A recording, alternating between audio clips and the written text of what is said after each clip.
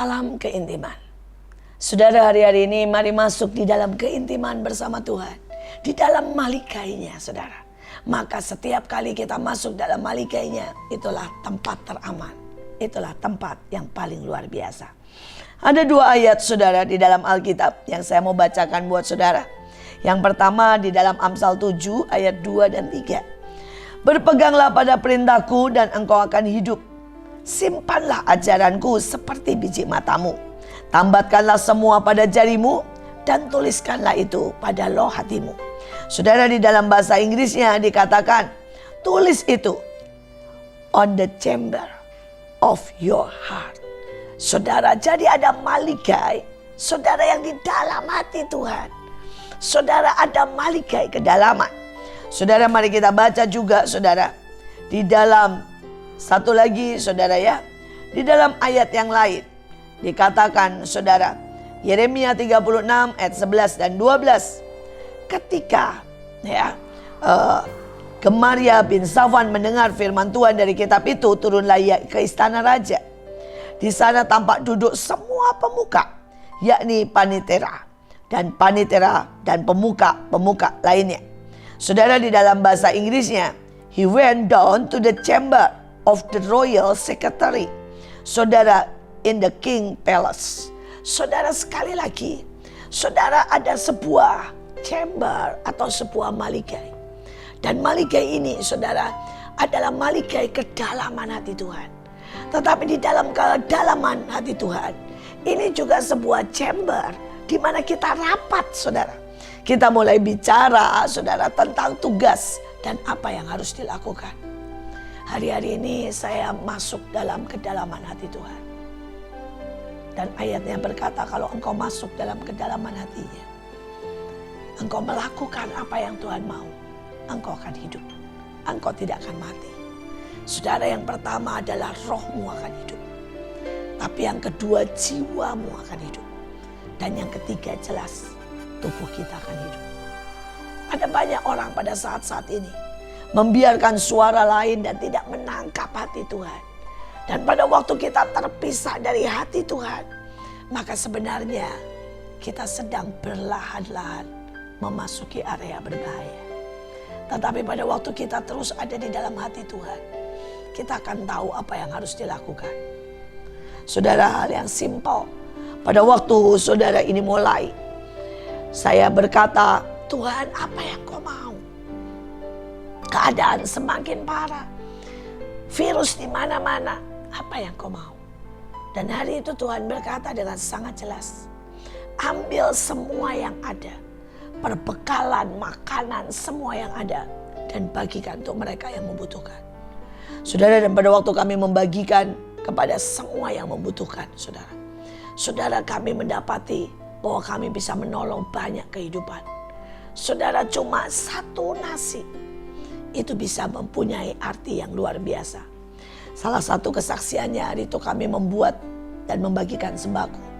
Kami datang kepada seorang hamba Tuhan yang ada di pelosok, saudara, pelosok Jakarta, saudara. Gak jauh-jauh, pelosok Jakarta.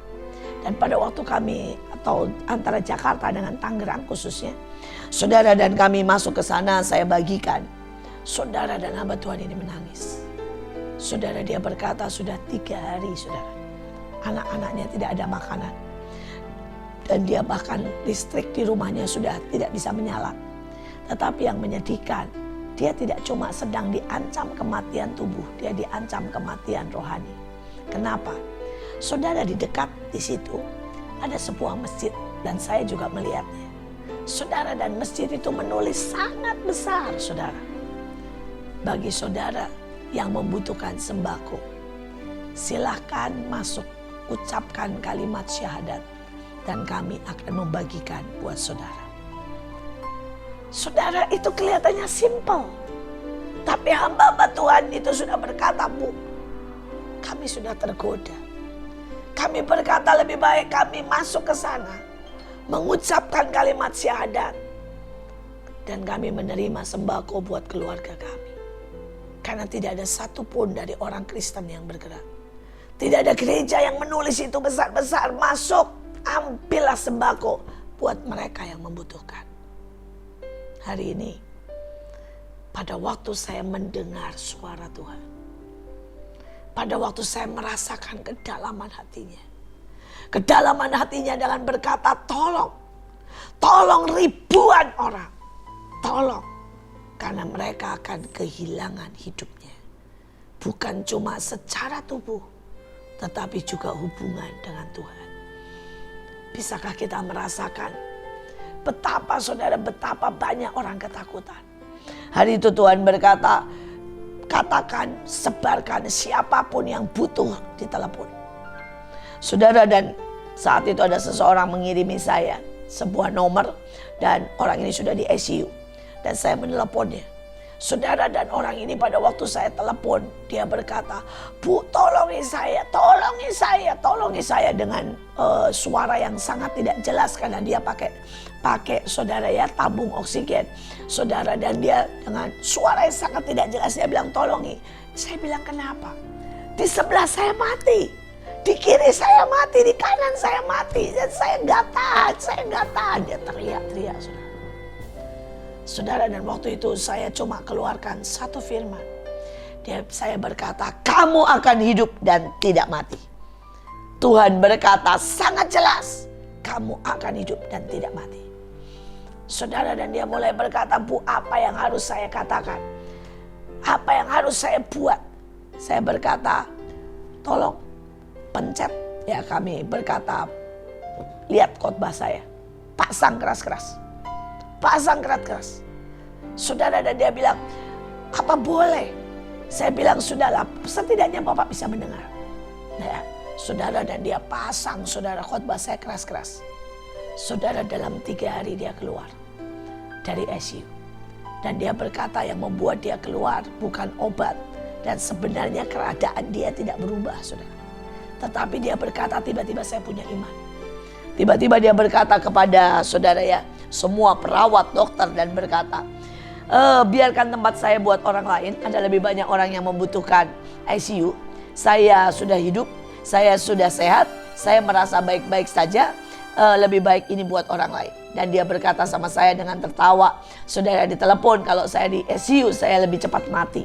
Karena saya melihat kiri dan kanan saya, setiap kali mereka sesak nafas saya ikut sesak. Saudara, dan dia memutuskan keluar.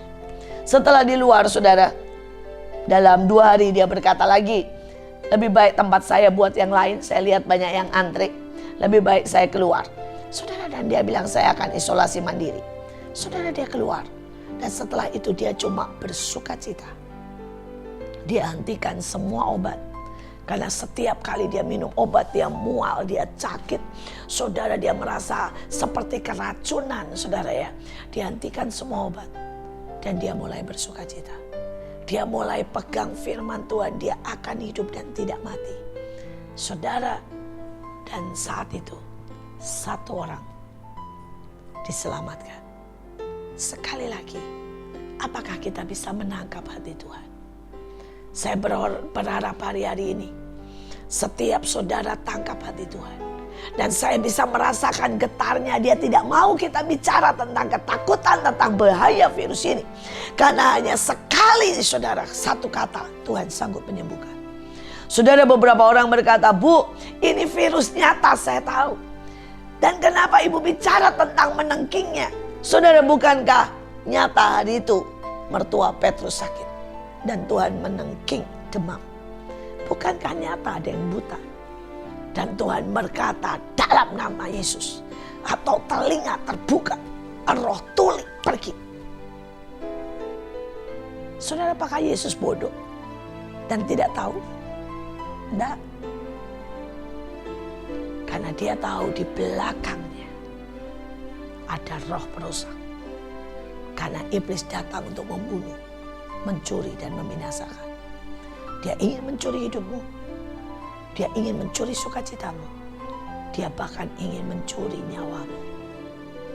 Tetapi sekali lagi, masuklah di dalam keintiman. Masuklah di dalam malikai.